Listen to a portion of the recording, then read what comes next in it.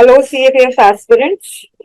इस वीडियो में हम 23AC02 online test paper CAPF का पेपर 2 का ग्रामर के क्वेश्चन का डिस्कशन करूंगी। और इस टेस्ट पेपर में 23AC02 में ऐसे रिपोर्ट आर्गुमेंट के क्वेश्चन के आंसर्स का डिस्कशन ऑलरेडी हो चुका है और मैंने वीडियो भी अपलोड कर दिया है।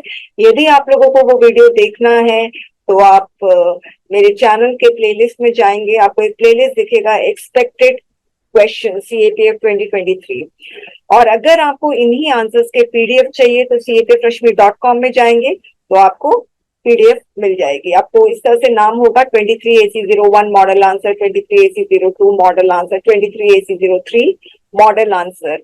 आपसे जब आप ये खरीदोगे तो आपसे एड्रेस और सब पूछेंगे, मगर वो फॉर्मेलिटी है। बेसिकली आपको पीडीएफ ईमेल की जाएगी। तो चलिए अभी हम ग्रामर के क्वेश्चन का आंसर का डिस्कशन करते हैं। और ग्रामर बहुत स्कोरिंग होता है स्टूडेंट्स, अगर आप लोग इसमें 20 लेकर आ जाओ तो आपका मार्क्स जो ओवरऑल स्कोर है पेपर 2 का वो अपने आप बूस्ट अप हो जाएगा। मगर स्टूडेंट्स क्या करते हैं, ग्रामर को ही निग्लेक्ट करते हैं। एनीवेज चलिए शुरू करते हैं। तो पहला है, मैं देख लेती हूँ, एक सेकेंड। 6 से rewrite the following sentences as directed. Either of us can be cheated. तो सप्लाई द क्वेश्चन बैक। सबसे पहले आप इंस्ट्रक्शन पढ़िए। इंस्ट्रक्शन है रीराइट, यानी आप लोगों को सबसे पहले इंस्ट्रक्शन फॉलो करेंगे, बाद में आप लिखेंगे इसका आंसर क्या है। तो आप लोग इंस्ट्रक्शन कैसे फॉलो करेंगे? सबसे पहले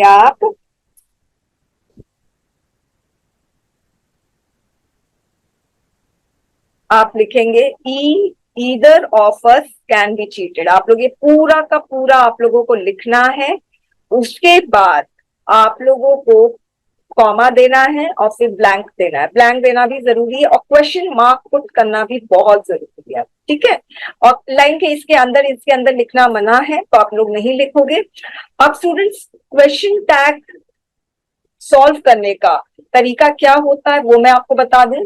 सबसे पहली चीज है, आप लोगों को पता होना चाहिए क्वेश्चन टैग में कितने कंपोनेंट्स होते हैं। क्वेश्चन टैग में टोटल 3 कंपोनेंट्स होते हैं। पहला ऑक्सिलरी वर्ब, दूसरा प्रोनाउन होता है और तीसरा कंपोनेंट होता है क्वेश्चन मार्क। अगर आपने ये दोनों सही कर दिया मगर क्वेश्चन मार्क नहीं दिए तो ऑब्वियसली आपको मार्क्स नहीं मिलेंगे, ठीक है। अब जब मैं बोल रही हूँ क्वेश्चन टैग में ऑक्सिलरी वर्ब होता है, इसका साफ मतलब है क्वेश्चन टैग में कभी मेन वर्ब नहीं होता है। ऑक्सिलरी वर्ब का मतलब होता है am is are, was were, has have had, do does did, will, would, shall, should, can, could, may, might, must, ये सारे आपके ऑक्सिलरी वर्ब्स हैं। प्रोनाउन, अगर मैं बोल रही हूँ क्वेश्चन टैग में प्रोनाउन आता है तो इसका साफ मतलब है क्वेश्चन टैग में नाउन आप यूज नहीं कर सकते हो। तो नाउन का मतलब नाउन जो भी आप चीज देख रहे हो, इंडिया, आप खुद आप नाउन हो, मैं भी नाउन हूँ, computer, mobile, pen, everything is noun, okay, whatever you can see. अब प्रोनाउन क्या होता है? प्रोनाउन आपका he, she, it, they, we, ये सारे प्रोनाउन होते हैं। तो इसमें आप एक चीज ध्यान रखना, प्रोनाउन भी कई तरीके के होते हैं। Subjective case pronoun, objective case pronoun. तो आपको ऐसा प्रोनाउन यूज करना है जो सब्जेक्ट में आता हो, जैसे he, she, it, they, we, I, you, ये सारा सब्जेक्ट में आता है, ठीक है।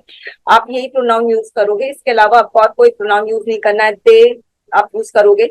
अच्छा, इसके अलावा आता है प्रोनाउन हिम है, हर है, देम है, ये सारे प्रोनाउन आप यूज नहीं कर सकते हो। तो ध्यान रखना, आपको प्रोनाउन यूज करना है he, she, it, they, fine, I, you, D, ये सारा सब्जेक्ट में आता है। अब हिम, हर, हिज, ये सारे सब्जेक्ट में नहीं आएंगे, फाइन। अच्छा, अब क्वेश्चन उठता है कौन सा ऑक्सिलरी वर्ब आप लगाओगे? तो वेरी सिंपल, जो भी ऑक्सिलरी वर्ब आपको स्टेटमेंट में दिखता है वो auxiliary verb as it is चिपका दो। अब क्वेश्चन उठता है कभी कभी स्टेटमेंट में ऑक्सिलरी वर्ब नहीं होता है, जैसे अगर सपोज यही वाला सेंटेंस में वापस से लिखती हूँ, either of us cheat, simple सा ये लिख दिया। आप बोलोगे मैम इसमें तो ऑक्सिलरी वर्ब नहीं है। आपने कहा जो भी ऑक्सिलरी वर्ब दिखता है उसी को चिपका देने के लिए क्वेश्चन टैग में, वो ही आपका ऑक्सिलरी वर्ब हो जाएगा। मगर कभी कभी ऑक्सिलरी वर्ब नहीं दिखता है, तो ऐसे केस में स्टूडेंट जब आप लोगों को ऑक्सिलरी वर्ब नहीं दिखता है तो आप 3D की मदद लोगे। 3D क्या होता है? डू, डज और डिड, ये 3D होता है, ठीक है। अब आप ये तीनों की मदद ले सकते हो। फाइन। अब अगर आप लोग देखते हो कि स्टेटमेंट में प्रेजेंट का मेन वर्ब है, तो आप प्रेजेंट का ही ऑक्सिव वर्ब यूज करोगे। तो यहाँ पर प्रेजेंट का ऑक्सिव वर्ब क्या है? डू। ये भी प्रेजेंट का है, मगर इसमें सिंस अगर एस लगा होता ना तो फिर आप यहाँ पर एस लगाते। ठीक है, वैसे एस लगना चाहिए, ईदर ऑफ अस चीट्स, वैसे कायदे से ग्रामेटिकली करेक्ट यही है। तो अब इसमें एस लगा है, तो एस लगा है तो आप डस लगाओगे। ठीक है, तो यहाँ पर आप डस लगा दिए क्योंकि यहाँ पर एस है। ठीक है, तो आपको ऑब्जेक्ट वर्ब समझ में आ गया। अब सपोज आपको प्रोनाउन यूज करना है, नेक्स्ट कंपोनेंट क्या है क्वेश्चन टैग का? प्रोनाउन। तो प्रोनाउन कैसे यूज करोगे? जो भी आपको सब्जेक्ट नजर आता है, सपोज टॉम चीट्स, सपोज मैंने यही लिख दिया टॉम चीट्स, तो इसमें क्या है? सब्जेक्ट टॉम है, तो आपका प्रोनाउन भी क्या होगा?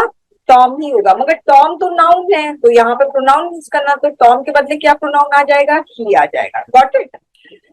अब यहाँ पर यहाँ पे प्रोनाउन कौन सा है? अस है, तो अस का क्या हो जाएगा? अस ऑब्जेक्टिव वाला। आपको इसका सब्जेक्टिव वाला कौन सा प्रोनाउन होता है? अस का ऐसा कौन सा प्रोनाउन है जो सब्जेक्ट में यूज होता है? वो है बी, तो यहाँ पर बी यूज करेंगे, कैन बी। ओके, अभी खत्म नहीं हुआ। नेक्स्ट, अगर आपको स्टेटमेंट में नॉट दिखता है तो फिर नॉट यहाँ पर नहीं लगाओगे। अगर स्टेटमेंट में नॉट नहीं दिखता है, जैसे कि जब कोई भी नॉट नहीं है, तब आप नॉट लगाओगे, मगर नॉट का कॉन्ट्रैक्टेड फॉर्म लगाओगे, तो यहाँ पर कांट। ठीक है, अच्छा इसको मैं करेक्ट कर देती हूँ। अब जैसे यहाँ पर मैंने डज लगा दिया क्योंकि एस है, तो मुझे थ्री डी में ऐसा देखना है जिसमें एस हो, तो एस लगा दिया। अब अस है तो यहाँ पर मैंने वी लगाया, मगर अब यहाँ पर सब्जेक्ट वर्ब का एडजस्टमेंट नहीं हो रहा है। वी प्लूरल है तो मुझे प्लूरल लगाना पड़ेगा, डू वी। अब यहाँ पर नॉट नहीं है तो मुझे नॉट लगाना पड़ेगा, डोंट वी और question mark. Got my point? तो बेसिकली जब आप यहाँ पर सब्जेक्ट और I mean sorry object verb और प्रोनाउन लगाते हो तो दोनों एक दूसरे से एडजस्ट करने चाहिए। Fine, understood? तो मेरे ख्याल से ये चीज आप लोगों को समझ में आ गई होगी। तो either of us can be cheated का सही क्वेश्चन टैग होगा कांट ही। अब नेक्स्ट में हम आते हैं, I remember my mother taking me to doctor, change to passive form. अब स्टूडेंट्स, एक्टिव से पैसिव जब आप लोग करते हो, कभी कभी देखिए यहाँ पर लिखा नहीं रहता है चेंज टू एक्टिव या चेंज टू पैसिव, सिंपल सा लिखा रहता है चेंज वॉइस। ऐसे केस में आप लोगों को पता होना चाहिए जो गिवन स्टेटमेंट है वो एक्टिव फॉर्म में है कि पैसिव फॉर्म में। अगर आप लोगों को नहीं पता है तो फिर प्रॉब्लम है। ठीक है, तो एक्टिव वॉइस का सेंटेंस कौन सा होता है? तो स्टूडेंट्स, एक्टिव वॉइस का सेंटेंस ऐसा होता है जो टेंस के स्ट्रक्चर को फॉलो करे। ऐसा सेंटेंस जो टेंस के स्ट्रक्चर को फॉलो करता है वो एक्टिव वॉइस का सेंटेंस होता है। जैसे मैं लिखती हूँ ही सिंग्स, तो ये टेंस का स्ट्रक्चर को फॉलो कर रहा है, ये सिंगल प्रेजेंट है। अगर आप लोगों को टेंस की नॉलेज नहीं है तब एक्टिव पैसिव वॉइस आप लोगों को अच्छे से नहीं समझ में आएगा, आप क्वेश्चन भी बहुत अच्छे से फॉलो नहीं कर सकते हो। आई रिमेम्बर ये सिंपल प्रेजेंट है और इससे मुझे पता चल रहा है कि ये एक्टिव वॉइस का सेंटेंस है और इसीलिए पैसिव वॉइस में पूछ रहा है। अब ध्यान रखना, पैसिव वॉइस का कुछ चीज है, जब आप लोग एक्टिव से पैसिव वॉइस में चेंज करते हो तो सबसे इंपॉर्टेंट चीज है do not change the tense. Tense में कभी बदलाव नहीं आता है। Second, do not change time. Time में कभी बदलाव नहीं आता है। प्रेजेंट है तो प्रेजेंट रहेगा, पास्ट है तो पास्ट, फ्यूचर है तो फ्यूचर। तीसरा है, टाइप्स ऑफ सेंटेंस में भी कभी बदलाव नहीं आएगा। इंटरोगेटिव का इंटरोगेटिव रहेगा, नेगेटिव का नेगेटिव, एफर्मेटिव का एफर्मेटिव ही रहेगा। फाइन। चौथी चीज, जैसे इनडायरेक्ट और डायरेक्ट स्पीच में आप करते हो तो ध्यान रखना, डायरेक्ट स्पीच चाहे इंटरोगेटिव में हो, चाहे एक्सक्लेमेटरी हो, चाहे कोई भी हो, हमेशा आप देखना कि इनडायरेक्ट स्पीच हमेशा अफर्मेटिव सेंटेंस होता है। हमेशा इनडायरेक्ट स्पीच में लास्ट में फुल स्टॉप लगता है, क्योंकि डायरेक्ट से इनडायरेक्ट जब हम करते हैं तो हम टाइप्स ऑफ सेंटेंस में बदलाव लेकर आते हैं, हम टेंस में भी बदलाव लेकर आते हैं, प्रेजेंट का पास्ट कर देते हैं, राइट। मगर वॉइस में ये सब कुछ नहीं होता है। चौथी चीज याद रखना, पैसिव वॉइस में हमेशा V3 यूज होता है। और पांचवी चीज याद रखना, पैसिव वॉइस में हमेशा ऑक्सिलरी वर्ब यूज होगा, ऑक्सिलरी वर्ब प्लस V3 जो मैंने बोला है। और सिक्स, पैसिव वॉइस में कभी 3D यूज नहीं हो सकता। आप कभी भी 3D यूज नहीं करोगे पैसिव वॉइस में। 3D का मतलब डू डज डिड, मगर जब ये ऑक्सिलरी वर्ब का काम करे तब आप 3D यूज नहीं कर सकते। ऐसे तो अगर ही डज वर्क, अगर सपोज मैंने बोला ही डज वर्क, तो यहाँ पर डज जो है ना ऑक्सी वर्ब का काम नहीं कर रहा है, मेन वर्ब का काम कर रहा है, देन इट्स ओके। मगर पैसिव वॉइस में 3D एज ऑक्सिलरी वर्ब्स कभी यूज नहीं होता है, ये चीज आप लोगों को ध्यान रखनी है, ठीक है। चलिए, अब देखिए पैसिव वॉइस कई तरीके, एक्टिव से पैसिव वॉइस करने के बहुत तरीके होते हैं। तो यहाँ पर आप एक चीज ध्यान रखना, अगर आप लोगों को शुरुआत वाला sentence I remember, I love, I hate, I think, I dislike, I like, ऐसा कुछ आपको मिलते हैं, आई विश, आई डिजायर, तो आपको क्या करना है, ऐसे वाले सेंटेंस को एज इट इज नीचे उतार देना है, आई रिमेम्बर, ठीक है। आप जो पैसिव करोगे स्टूडेंट्स को, इसका करोगे, my mother taking me to doctor, ठीक है। अब आपको पता है कि ये जो टेकिंग है, मैंने क्या बोला, पैसिव करोगे इसका, इस सेंटेंस का, तो हमेशा V3 यूज होता है, तो इसमें मेन वर्ब कौन सा है, टेकिंग है, तो इसका V3 आपको करना पड़ेगा, तो टेकन हो गया।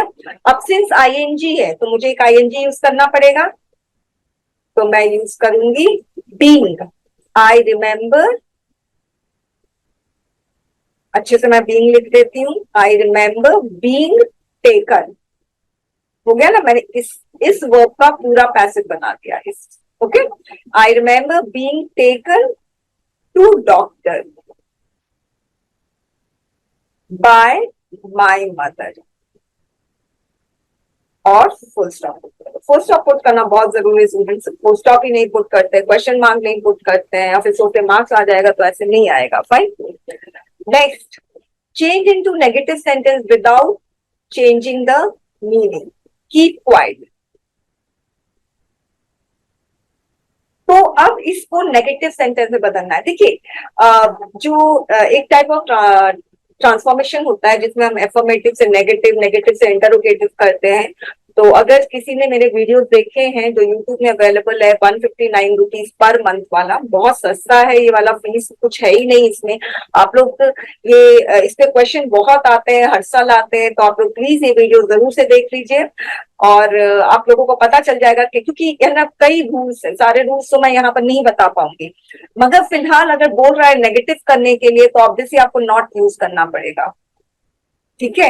अब कीप क्वाइट है तो ये वर्ब से शुरू हो रहा है, आप भी वर्ब से शुरू करिए, do not make a noise, हो गया ना नेगेटिव, और मैंने मीनिंग भी चेंज नहीं की है। नेक्स्ट है, the passer by said to me, can you tell me the way to the nearest bus stand. अब ये आपको इनडायरेक्ट स्पीच में करना है, तो डायरेक्ट से इनडायरेक्ट स्पीच जब हम करते हैं तो ध्यान रखना उसमें 3 कंपोनेंट में हम चेंज लेकर आते हैं। पहला कंपोनेंट रिपोर्टिंग वर्ब, दूसरा कंपोनेंट होता है कनेक्टर।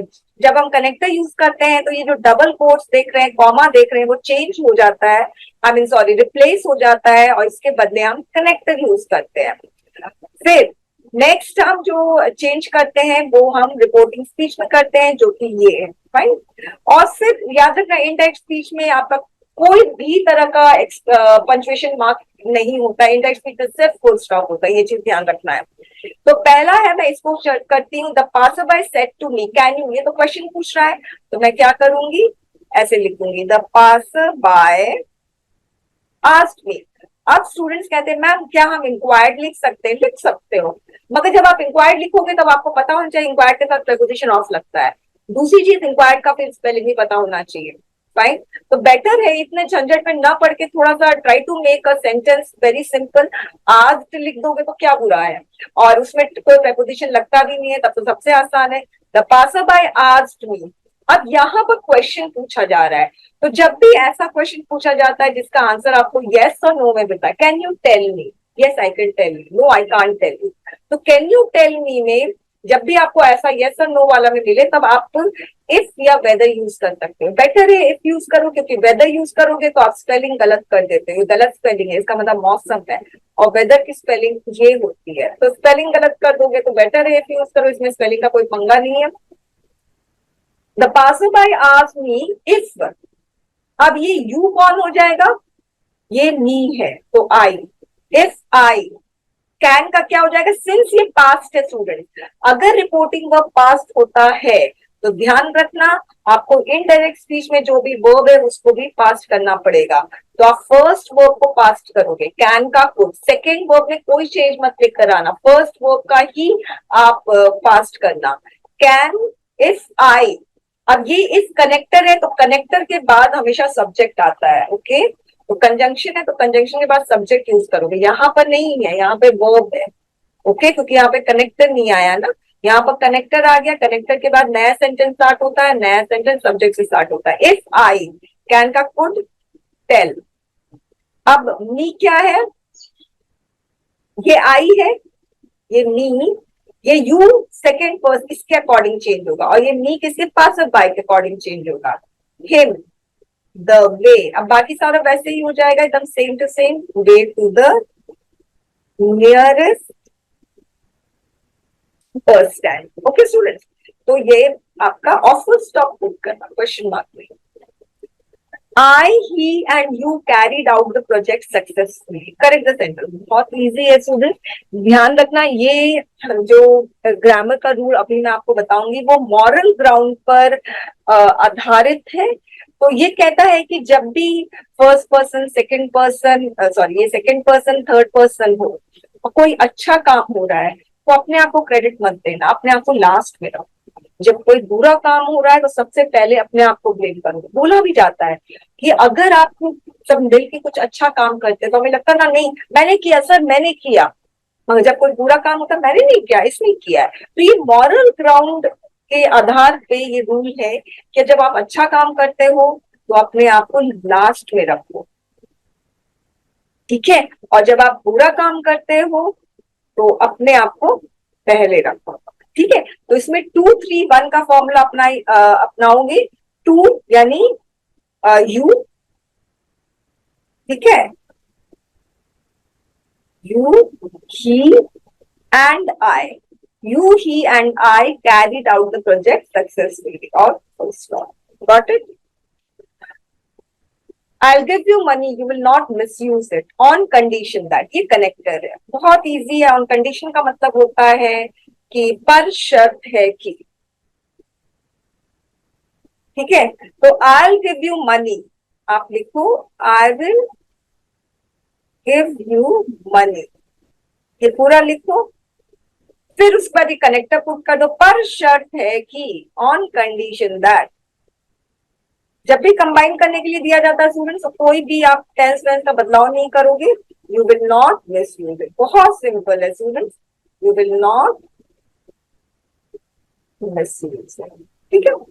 अच्छा, नेक्स्ट है Sonia is one of the bravest soldiers in the regiment, change to comparative degree without changing the meaning. अब देखिए कंपैरेटिव डिग्री में चेंज करना है तो जब भी डिग्री ट्रांसफॉर्मेशन आता है सबसे पहला काम ये करना कि जो आपको डिग्री एडजेक्टिव दिख रहा है उसका सबसे पहले डिग्री चेंज कर दो। तो इसका डिग्री चेंज कर दिया ब्रेवर, वेरी इजी। अब कंपैरेटिव डिग्री का कीवर्ड क्या होता है, दैन यूज होता है, तो फिर हम दैन यूज कर दिए, ब्रेवर दैन हो गया। अब उसके बाद आपको क्या करना है, अब सोनिया लिखो, सोनिया इज ब्रेवर देन, आ गया। अब लिखा है one of the bravest soldiers, इसका मतलब और भी कई ब्रेवेस्ट सोल्जर हैं, उसमें से एक सोनिया भी है। तो आप लिखोगे Sonia is braver than most, ये अलग कीवर्ड है जो अगर आप वीडियो देखोगे तो आपको समझ में आ जाएगा, 159 रुपीज पर मंथ वाला जो वीडियो है। Than most other is braver than most other soldiers in the regiment. तो मैं तो आप लोगों को यही सजेस्ट करती हूँ स्टूडेंट्स की 159 रुपीज में जो आप लोगों को पूरा का पूरा इंग्लिश ग्रामर का CATF का आपको वीडियो मिल रहा है वो जरूर से आप लोग देखिए, ऑफर स्टॉप यहाँ पर पुट करना मत भूलना। Next, he told me that while he was playing I was studying, change into direct speech। अब बहुत ध्यान से, जब एक्टिव से पैसिव करना दैट इज आसान, पैसिव से एक्टिव करना थोड़ा टफ होता है, वैसे ही डायरेक्ट से इनडायरेक्ट आसान है और इनडायरेक्ट से डायरेक्ट करना थोड़ा मुश्किल है। तो वैसे ही 3 कंपोनेंट में चेंज लेकर आओगे, पहला ये, दूसरा ये और तीसरा ये। तो ही टोल्ड मी की जगह मैं लिख दूंगी ही सेड, अब ये दैट की जगह दैट को हटाकर हमें ये लिखना है, ठीक है। अब ही टोल्ड मी है, तो मैं अगर मैं ही सेड टू मी भी कर सकती हूँ, कोई प्रॉब्लम नहीं है। ही सेड टू मी, ठीक है। अब ऐसे कर दिया, ठीक है। अब ये जो ही है, ये ही रहेगा। He is playing, he is playing while. आप यहाँ पर वाइल लगा दो एज इट इज वाइल, और ये ही ऐसे हो जाएगा। मैं अच्छे से लिख देती हूँ वरना आप लोग कंफ्यूज हो जाओगे, क्योंकि वाइल कंजंक्शन मैंने देखा नहीं था स्टूडेंट्स, तो मैं यहाँ पर लिखती हूँ वाइल। वाइल ही, अब वॉज है, वॉज का मैं इज करूंगी। वाइल ही इज प्लेइंग, ठीक है। अब मैं इसको वापस से इंडेक्स में चेंज करके देखूंगी आई एम स्टडिंग कि सही है कि नहीं, क्योंकि जब भी डायरेक्ट से इनडायरेक्ट आता है तो आसान होता है, मगर इनडायरेक्ट से डायरेक्ट आता है तो मुश्किल होता है। अब मैं इसको वापस से चेंज करती हूँ। ही सेड टू मी का ही टोल्ड मी हो जाएगा, मैंने कर लिया। वाइल ही का ही वॉज प्लेइंग। अब आई, यहाँ पे ये गड़बड़ हो गया, यहाँ पर आई नहीं होगा, यहाँ पर यू लगेगा, ठीक है। क्योंकि यू अगर होगा तभी यू आई में चेंज होगा, क्यों होगा वो मैं आप लोगों को बता दूं। While he is playing, you are studying।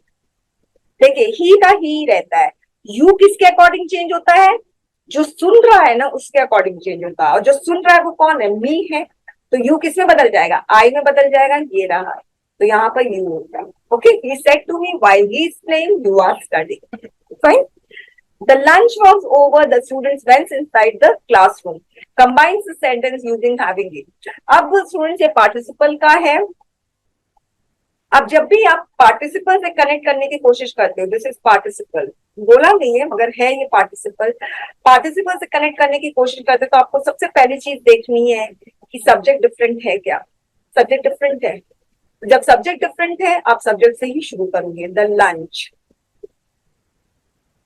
अब लिखा बाय यूजिंग हैविंग बीन, ऐसे नहीं बोल रहा है begin the sentence with having been, ठीक है। तो द लंच, वॉज है, वॉज को हटा दो, वॉज की जगह हैविंग बीन लगा दो। The lunch having been over, the students, अब the students went inside the classroom, तो इसको एज इट इज बस the students went inside the classroom, full stop. Full stop देना मत भूलना। Change to passive form, let him cook. अब ये जो लेट हिम कुक है वो एक सिंपल सा पैसिव इसका ऐसे ही बनता है, जब भी लेट के साथ स्टूडेंट्स अस आता है तो इसका मतलब सजेशन है। लेट के साथ अगर मी आता है इसका मतलब रिक्वेस्ट है, और लेट के साथ अगर हिम हर देम आता है तो इसका मतलब ऑर्डर है।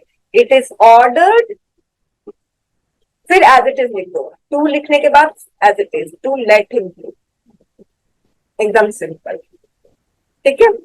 अगर सपोज लेट मी कुक है तो it is requested to let him, to let me cook, him की जगह नहीं। अगर सपोज लेट मी कुक होगा तो it is requested to let me cook. Next है correct the following sentences by without making unnecessary changes. Biology has been defined, इसमें the miss as missing है, defined as the study of organism, very simple. The lady made the little boy to wash all the clothes, ये gerund infinitive का है, तो यहाँ पर made the little boy का मतलब हो गया लिटिल बॉय को करवाया। जैसे मैं आपको बताती स्टूडेंट, जैसे आप रन मतलब आप दौड़ रहे हो, अगर मैं बोलती हूँ मेक रन तो इसका मतलब आप दौड़वा रहे हो। कुक यानी आप खुद ही कुक कर रहे हो, अगर मैं बोलूंगी मेक कुक तो आप कुक करवा रहे हो, खाना बनवा रहे हो, ठीक है। तो वैसे ही ये जो लेडी है वो खुद वॉश नहीं कर रही है, बॉय से वॉश करवा रही है। तो इसमें एक चीज आपको ध्यान रखना है कि जब ये एक्टिव वॉइस में होता है, द लेडी मेड, ये एक्टिव वॉइस है क्योंकि ये टेंस का फ्यूचर फॉलो कर रहा है, तो हमेशा V1 ही यूज करोगे। इसको हम लोग कहते हैं जीरो इंफिनिटिव। इतना मत ध्यान दो, अगर आप लोग V1 यूज करोगे तो यहाँ पर प्रॉब्लम क्या आ गई, V1 के बगल में टू नहीं आना चाहिए। Make to run, make to cook नहीं होगा, ये गया। The lady made the little boy wash all the clothes. Ram is the most intelligent of the two boys. अब देखिए स्टूडेंट्स, एक होता है tall, positive degree, taller, comparative degree, tallest, superlative degree. तो ध्यान रखना, सुपरलेटिव डिग्री में जब हम लोग बोलते हैं टॉलेस्ट, तो इसका मतलब दो से ज्यादा लोग हैं, बहुत लंबा है, इन दो से ज्यादा लोग के बीच में कंपैरिजन हो रहा है, इसीलिए हम टॉलर बोल रहे हैं।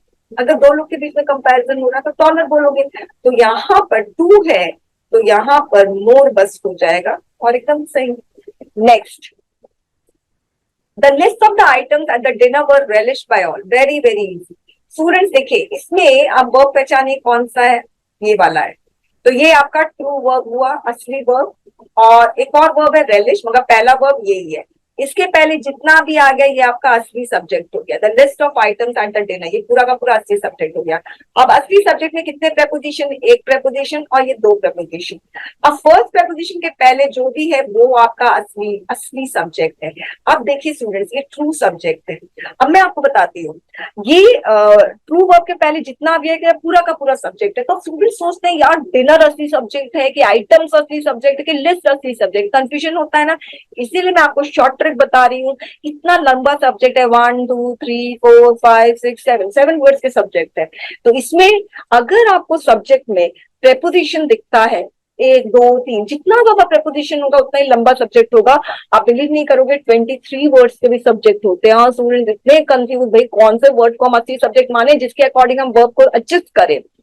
तो ऐसे केस में फर्स्ट प्रेपोजिशन के पहले जो शब्द आएगा वो ही आपका असली सब्जेक्ट होगा। तो लिस्ट असली सब्जेक्ट है और ये सिंगुलर है स्टूडेंट्स, इसीलिए वर्ब की जगह क्या होगा, वॉज होगा। ठीक है, अब नेक्स्ट ये वाला क्वेश्चन है। पहले मैं फिल इन द ब्लैंक्स कर लेती हूँ और फिर हम ये क्वेश्चन को देखेंगे। Fill in the blanks with correct forms of verb given in the bracket. Whenever she meets nobody. अब देखो स्टूडेंट्स, ये प्रेजेंट है। अब देखिए वर्ब की जानकारी अगर नहीं होगी तो बहुत मुश्किल है। ये V5 है, ठीक है। जैसे मैंने प्ले लिखा, फाइन, ये V1 है, एस लगा दिया, V5।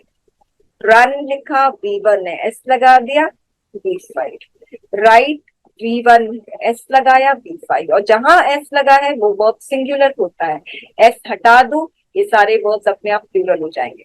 ठीक है, एनीवेज, अब चाहे प्ले हो, प्लेज हो, रन हो, रन्स हो, राइट्स हो, ये सारे प्रेजेंट होते हैं। तो ये प्रेजेंट है, तो ऑब्वियसली आप भी प्रेजेंट वर्ब यूज करोगे, तो आज प्रेजेंट ही यूज करोगे। इसका पास्ट ईडी लग जाता है, ये पास्ट है। ठीक है, अब नोबडी। और एक चीज ध्यान रखना इसमें, body, one, thing. Nobody, no one, sorry, nobody, everybody, somebody, सब सिंगुलर होता है। No one, everyone, someone, anyone singular. Everybody, sorry, everything, something, nothing, anything, ये भी सिंगुलर होता है। तो सिंगुलर सब्जेक्ट है, ये सारा सिंगुलर है। बडी, वन, थिंग सिंगुलर होता है, तो वर्ब भी सिंगुलर होगा, तो सिंगुलर के लिए एस लगाना पड़ेगा। प्ले प्लूरल, एस लगाओ, सिंगुलर। रन प्लूरल, एस लगाओ, सिंगुलर। राइट प्लूरल, एस लगाओ, सिंगुलर। तो ये सिंगुलर है, तो सब्जेक्ट सिंगुलर तो वर्ब सिंगुलर, सब्जेक्ट प्लूरल तो वर्ब प्लूरल। फाइन।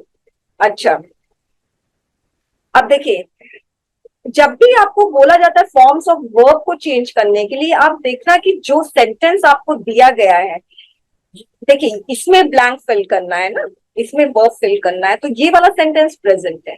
वैसे इसमें ब्लैंक फिल करना है, तो ये वाला सेंटेंस भी प्रेजेंट है। एक और सेंटेंस है ना, his father has sent him a suit, तो ये फर्स्ट वर्ब से देखोगे आप, प्रेजेंट है कि पास है, तो फर्स्ट वर्ब क्या है, हैज, तो प्रेजेंट है। अब यहाँ पर देखिए, यहाँ पे वर्ब फिल करना है, तो यहाँ पर मुझे एक सेंटेंस दिख रहा है, ये भी प्रेजेंट। फाइन, नाउ से पता चल रहा है प्रेजेंट। तो जब भी वर्ब फॉर्म फिल करना होता है ना, तो आपको पहली चीज तो ध्यान रखना पड़ेगा या आइडेंटिफाई करना पड़ेगा कि आपको सब्जेक्ट प्रेजेंट में है कि पास्ट में है।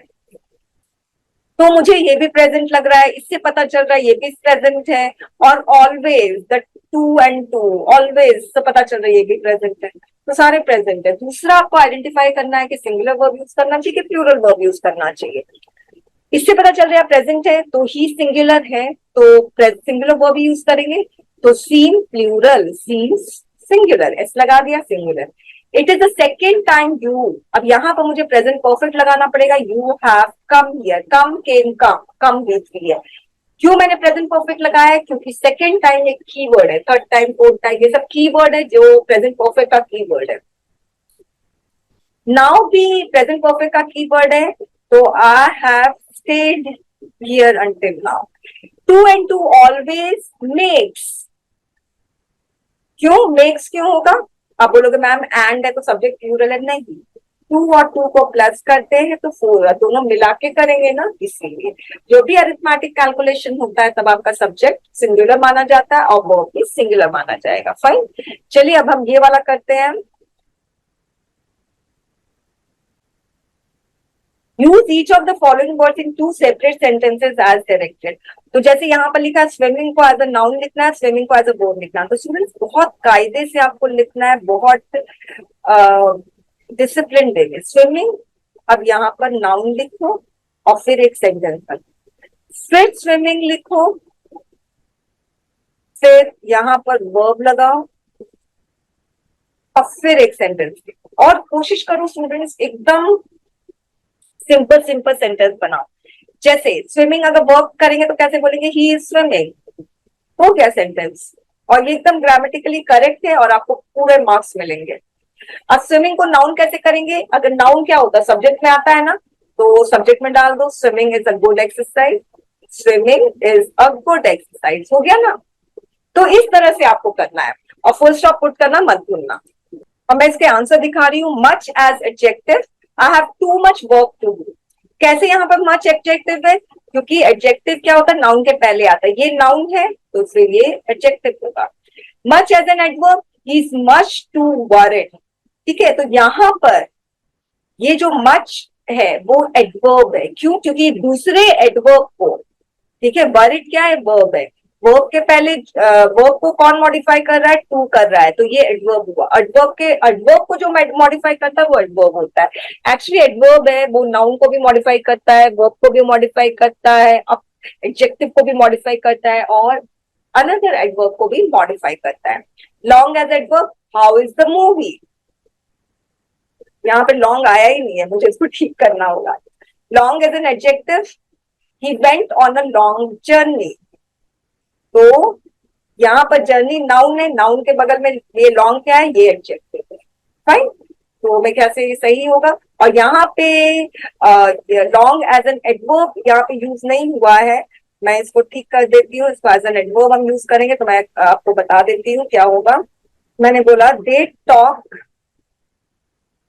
All night long, all night long, तो ये एडवर्ब हो गया। एक और आप लोग लिख सकते हैं कि शी वॉक्ड या ही वॉक्ड, आप ऐसे भी लिख सकते हैं। He walked long past the end of the road, ऐसे भी लिख सकते हो। ठीक है, तो यहाँ पर लॉन्ग एज एन एडवर्ब काम कर रहा है। ओके स्टूडेंट्स, अगर आप लोगों को इसमें कोई कंफ्यूजन है तो आप लोग मुझे कमेंट सेक्शन या आप मेरे मुझे व्हाट्सएप या टेलीग्राम कर सकते हैं। Thank you very much.